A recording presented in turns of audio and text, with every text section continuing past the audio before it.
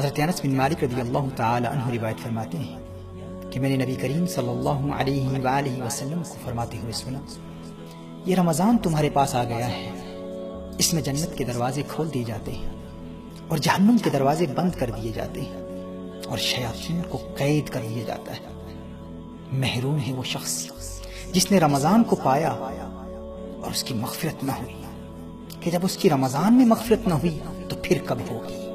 اس روایت کو مجموع الزوائد میں نقل کیا گیا ہے۔ ناظرین اکرام، ملت اسلامیہ کے لیے رمضان المبارک ایک سالانہ تربیتی پروگرام کی حیثیت رکھتا ہے۔ یہ روحانی ٹریننگ کا مہینہ ہے۔ اگر اس مہینے میں ہم نے کامیاب ٹریننگ حاصل کر لی تو باقی 11 مہینوں میں بھی کامیابی ہمارے قدم چومے گی۔ ہاں، اگر اس ایک مہینے میں ہم ٹریننگ میں ناکام ہو گئے تو بعد میں کامیابی حاصل کرنا بہت مشکل ہو جاتا ہے۔ ناظرین اکرام، اسے اس مثال سے سمجھنے کی کوشش کیجیے۔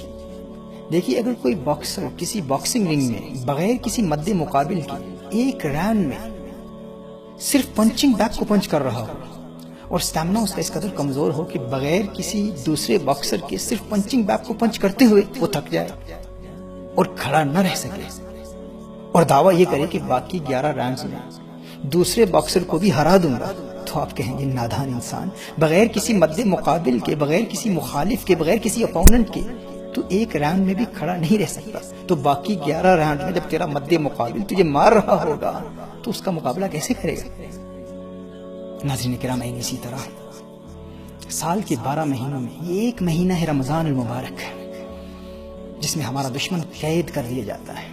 اب رنگ میں ہم اکیلے ہیں، کوئی حملہ کرنے والا نہیں ہے، پھر بھی ہم نمازیں قضا کر رہے ہیں، پھر بھی ہم حرام موویز دیکھ رہے ہیں، پھر بھی ہم غیبتیں کر رہے ہیں، پھر بھی ہم گناہوں کا ارتکاب کر رہے ہیں، اور دعویٰ یہ ہے کہ بعد میں ہم ضرور نیک بن جائیں گے اور مغفرت حاصل کر لیں گے۔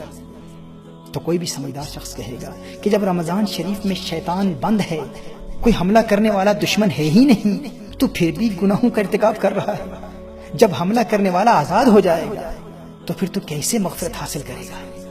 اسی لیے میرے آقا صلی اللہ علیہ وآلہ وسلم نے ارشاد فرمایا، محروم ہے وہ شخص جسے رمضان ملا لیکن مغفرت نہ ملی۔ اگر رمضان میں مغفرت نہ ملی تو پھر کب ملے گی؟ تو آئیے ناظرین کرام، اس پاک مہینے میں ہم اپنے آپ کو اس قدر مضبوط بنا لیں کہ باقی 11 راؤنڈز میں شیطان پر غالب آ جائے۔ اللہ جل وعلا سے دعا ہے کہ خلاق کائنات ہمیں اس پاک مہینے کی قدر کرنے کی توفیق عطا فرمائے اور اس پاک مہینے میں شریعت مطہرہ کے احکام پر عمل کرنے کی توفیق عطا فرمائے۔